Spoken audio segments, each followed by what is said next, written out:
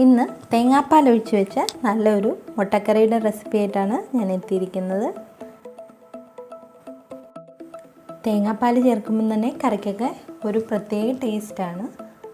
അപ്പോൾ എന്നത്തേക്കാളും വ്യത്യസ്തമായിട്ട് നമുക്ക് തേങ്ങാപ്പാൽ ചേർത്തുകൊണ്ട് എങ്ങനെയാണ് നല്ല ടേസ്റ്റി ആയിട്ടുള്ള മുട്ടക്കറി റെഡിയാക്കുന്നതെന്ന് നോക്കാം. അപ്പോൾ ഇനി വീഡിയോയിലേക്ക് പോകാം. ഒരു പാനിലേക്ക് ആവശ്യത്തിന് എണ്ണ ഒഴിച്ചു കൊടുക്കണം. ഞാൻ ഇവിടെ വെളിച്ചെണ്ണയാണ് എടുത്തിരിക്കുന്നത്. ഇനി അതിലേക്ക് ആവശ്യത്തിന് കടുകും കൂടി ഇട്ട് പൊട്ടിച്ചെടുക്കണം. ഇനി അതിലേക്ക് ആവശ്യത്തിന് കറിവേപ്പില, വറ്റൽമുളക് എന്നിവ കൂടി ചേർത്ത് നന്നായിട്ടൊന്ന് ഇളക്കി കൊടുക്കണം. ഇനി ഇതിലേക്ക് ആവശ്യത്തിന് സ്പൈസസ് ആയിട്ടുള്ള പെരുംജീരകം, കറുവപ്പട്ട, ഏലക്ക, കുരുമുളക് അങ്ങനത്തെ സ്പൈസസാണ് ഞാൻ കുറച്ച് ചേർത്ത് കൊടുത്തിരിക്കുന്നത്. കറിക്ക് നല്ലൊരു മണമൊക്കെ വരാൻ വേണ്ടിയാണ് സ്പൈസസൊക്കെ ചേർത്ത് കൊടുത്തിരിക്കുന്നത്. ഇനി ഇതിലേക്ക് ചെറുതായി അരിഞ്ഞു വെച്ച 4 സവാള കൂടി ചേർത്ത് കൊടുത്തിട്ടുണ്ട്. അതിനുശേഷം അതിലേക്ക് 1 ടീസ്പൂൺ മഞ്ഞൾപ്പൊടി കൂടി ചേർത്തതിന് ശേഷം നന്നായിട്ട് ഇളക്കി ഒന്ന് അടച്ചു വെച്ച് സവാള വഴറ്റിയെടുക്കണം. സവാള പാതി വേവായി വരുമ്പോൾ അതിലേക്ക് അരിഞ്ഞു വെച്ചിരിക്കുന്ന ഇഞ്ചി, വെളുത്തുള്ളി കൂടി ചേർത്ത് കൊടുക്കണം. അതിനുശേഷം 1 തക്കാളി ചെറുതായി അരിഞ്ഞത് കൂടി ഇതിലേക്ക് ചേർത്ത് കൊടുത്ത് നന്നായിട്ട് ഇളക്കി കൊടുക്കണം. അതിനുശേഷം തക്കാളി ഒന്ന് വാടിക്കിട്ടാൻ അടച്ചു വെച്ച് ഒരു 5 മിനിറ്റ് നന്നായിട്ട് ഒന്നുകൂടി ആവി കയറ്റിയെടുക്കണം. ഇനി ഇതിലേക്ക് ആവശ്യമായിട്ടുള്ള പൊടികൾ ചേർത്ത് കൊടുക്കാം. 2 ടേബിൾ സ്പൂൺ മുളക് പൊടി, 1 ടേബിൾ സ്പൂൺ പെരുംജീരകം പൊടിച്ചത്, 2 ടേബിൾ സ്പൂൺ മല്ലിപ്പൊടി, 1 ടേബിൾ സ്പൂൺ ഗരം മസാല.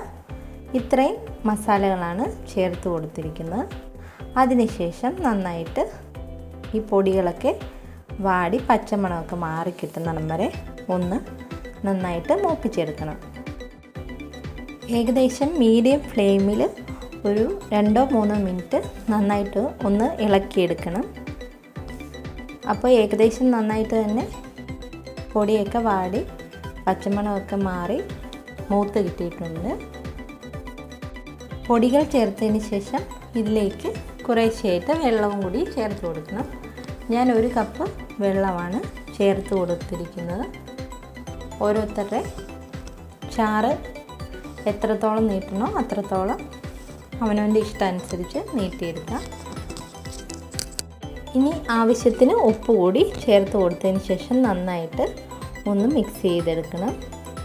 അതിനുശേഷം നന്നായിട്ട് ഒന്ന് തിളപ്പിച്ച് കൂടി എടുക്കണം. ഒന്ന് നന്നായിട്ട് തിളച്ച് വരുമ്പം തന്നെ ആ ഉപ്പും മസാലകളും എല്ലാം നന്നായിട്ട് ആ ഗ്രേവിയായിട്ട് കൂടി ചേർന്നോളും. നന്നായിട്ട് ഒന്ന് തിളച്ച് വന്നോട്ടെ. ഏകദേശം ഒരു 5 മിനിറ്റോളം ഹൈ ഫ്ലെയിമിലിട്ട് തന്നെ ഒന്ന് കുക്ക് ചെയ്തെടുക്കണം. ഇനി ഇതിലേക്ക് പുഴുങ്ങി വെച്ചിരിക്കുന്ന മുട്ട കൂടി ചേർത്ത് കൊടുക്കണം. ഞാനിവിടെ 2 മുട്ട എടുത്തിട്ടുള്ളൂ. അവനവൻ്റെ വീട്ടിലെ അംഗങ്ങളുടെ എണ്ണം അനുസരിച്ച് എത്ര മുട്ട വേണേൽ എടുക്കാം. ഞാനിപ്പം മുട്ട ഒന്നായിട്ട് തന്നെ പുഴുങ്ങിയത് ചെറുതായിട്ടൊന്ന് വരഞ്ഞതിന് ശേഷം ചേർത്ത് കൊടുക്കുകയാണ് ചെയ്തിരിക്കുന്നത്. നന്നായിട്ട് തിളച്ച് വരുമ്പോൾ ഇതിലേക്ക് പുഴുങ്ങിയ മുട്ട കൂടി ചേർത്ത് നന്നായിട്ടൊന്ന് മിക്സ് ചെയ്ത് കൊടുക്കണം. നന്നായിട്ട് മിക്സ് ചെയ്തതിന് ശേഷം ഒരു 2-3 മിനിറ്റ് ആ ഗ്രേവിക്കകത്ത് നന്നായിട്ട് ആ മുട്ടയൊന്ന് കിടന്ന് ഗ്രേവിയായിട്ട് കൂടി ചേർന്നോട്ടെ. ഇനി ഈ സമയത്ത് വേണം നമുക്ക് ഇതിലേക്ക് തേങ്ങാപ്പാൽ ചേർത്ത് കൊടുക്കാൻ. ഞാനിവിടെ 1 കപ്പ് തേങ്ങാപ്പാലാണ്, 1/4 പാൽ ആണ് എടുത്തിരിക്കുന്നത്. മുട്ടയായതുകൊണ്ട് നമ്മൾ ഓൾറെഡി വേവിച്ചിട്ട് ഇടുന്നതായതുകൊണ്ട് തന്നെ 2/2 പാലിലൊന്നും ഇട്ട് വേവിക്കേണ്ട കാര്യമില്ല. നേരെ 1/4 പാൽ ഒഴിച്ച് നമ്മൾ ഒരു തിള വരുന്നതിന് മുന്നേ തന്നെ തീ ഓഫ് ചെയ്യുകയാണ് ചെയ്യുന്നത്. ഒരു വലിയ മുറി തേങ്ങ ചിരണ്ടി എടുത്തതിന് ശേഷം അതിൻ്റെ തേങ്ങാപ്പാലാണ് ഇവിടെ എടുത്തിരിക്കുന്നത്. തേങ്ങാപ്പാൽ ചേർത്ത് കൊടുത്തതിന് ശേഷം നന്നായിട്ട് ഒന്നുകൂടി മിക്സ് ചെയ്ത് കൊടുക്കണം. ഈ സമയത്ത് ഉപ്പൊക്കെ ആവശ്യത്തിന് ഉണ്ടോ ഇല്ലയോ എന്നൊക്കെ നോക്കിയിട്ട് ചേർത്ത് കൊടുക്കണം. തേങ്ങാപ്പാൽ ചേർക്കുമ്പോൾ ചിലപ്പം ഉപ്പ് കുറഞ്ഞു പോകാൻ ചാൻസ് ഉണ്ട്. അതുകൊണ്ട് ആവശ്യത്തിന് ഉപ്പും കൂടി ഈ സമയത്ത് ചേർത്ത് കൊടുത്ത് നന്നായിട്ട് ഒന്ന് മിക്സ് ചെയ്ത് കൊടുക്കണം. തേങ്ങാപ്പാൽ ചേർത്ത് കഴിഞ്ഞാൽ ഒരുപാട് തിളയ്ക്കേണ്ട ആവശ്യമില്ല. ഈ സമയത്ത് ഉപ്പൊക്കെ നോക്കി എരിവ് ആവശ്യമുണ്ട് ഈ സമയത്ത് കുറച്ച് കുരുമുളക് പൊടിച്ചോ ചേർത്ത് കൊടുക്കാം.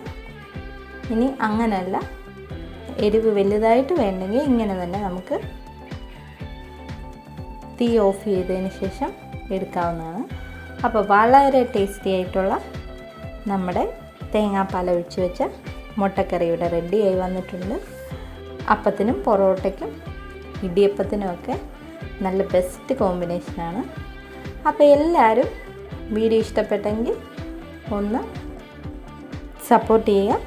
വീട്ടിലെല്ലാവരും ഒന്ന് ട്രൈ ചെയ്ത് നോക്കുക, ഫീഡ്ബാക്ക് അറിയിക്കുക. അപ്പം ഇതുപോലത്തെ പുതിയ പുതിയ വീഡിയോസുമായിട്ട് ഇനിയും കാണാം. എല്ലാവരും ചെയ്ത് നോക്കുക. ഞാൻ കുറച്ച് പുതിന ഇലയും കൂടെ ഇതിലേക്ക് ചേർത്ത് കൊടുക്കുന്നുണ്ട്. പുതിന ഇലയൊക്കെ ചേർത്താൽ അത്യാവശ്യം നല്ലൊരു മണം ഉണ്ടാകും. നല്ല കറിക്കൊക്കെ നല്ലൊരു പ്രത്യേക രുചിയും ഉണ്ടാകുന്നുണ്ട്. അതുകൊണ്ടാണ് ഞാൻ അവസാനം കുറച്ച് പുതിനയും കൂടെ ചേർത്ത് കൊടുത്തിരിക്കുന്നത്. മല്ലിയുടെയും പുതിനയുടെയൊക്കെ ടേസ്റ്റ് ഇഷ്ടമില്ലാത്തവരാണെങ്കിൽ ഇതൊന്നും ചെയ്യണമെന്നില്ല. ലാസ്റ്റ് തീ ഓഫാക്കുന്ന സമയത്ത് കുറച്ച് കറിവേപ്പിലയും കൂടി ഇട്ട് എടുത്താൽ മതിയാവും. എനിക്ക് അത്യാവശ്യം മല്ലിയുടെ ടേസ്റ്റും പുതിനയുടെ ടേസ്റ്റും ഒക്കെ ഇഷ്ടമായതുകൊണ്ട് ഞാൻ ഇത് രണ്ട് ചേർത്ത് കൊടുത്തിട്ടുണ്ട്. അപ്പോൾ എല്ലാവരും ഇതൊന്ന് വീട്ടിൽ ട്രൈ ചെയ്ത് നോക്കണം. അപ്പം വീഡിയോ ഇഷ്ടപ്പെട്ടെന്ന് വിചാരിക്കുന്നു. എല്ലാവരുടെയും സപ്പോർട്ട് ഉണ്ടാകണം. അപ്പോൾ പുതിയ പുതിയ വീഡിയോസുമായിട്ട് ഇനി കാണാം. ആദ്യമായിട്ട് വീഡിയോ കാണുന്നവരുണ്ടെങ്കിൽ ഒന്ന് സബ്സ്ക്രൈബ് ചെയ്യണം. അപ്പോൾ എല്ലാവർക്കും നല്ലൊരു ദിവസം ആശംസിച്ചുകൊണ്ട് ഞാൻ വീഡിയോ വൈൻഡപ്പ് ചെയ്യുകയാണ്. അപ്പോൾ എല്ലാവരെയും പ്രാർത്ഥന ഉണ്ടാകണം, സപ്പോർട്ട് ഉണ്ടാകണം. ഇനിയും പുതിയ പുതിയ റെസിപ്പീസുമായിട്ട് നമുക്കിനിയും കാണാം.